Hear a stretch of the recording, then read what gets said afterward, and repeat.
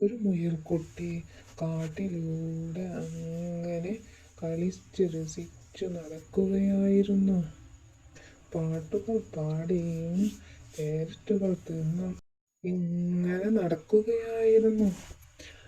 അപ്പോഴാണ് അവൻ ആ നിലവിളി കേട്ടത്. അമ്മേ അമ്മേ, രക്ഷിക്കണേ, എന്നെ രക്ഷിക്കണേ.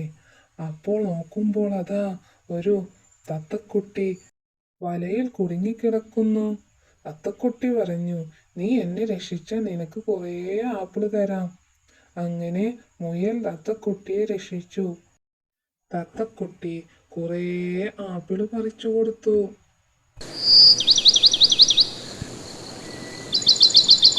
അങ്ങനെ അവൻ അത് കൊട്ടയിലാക്കി വീട്ടിലേക്ക് കൊണ്ടുപോയി. തൻ്റെ അനുജന്മാർക്കും അനുജത്തികൾക്കും കൊടുക്കാൻ വേണ്ടി.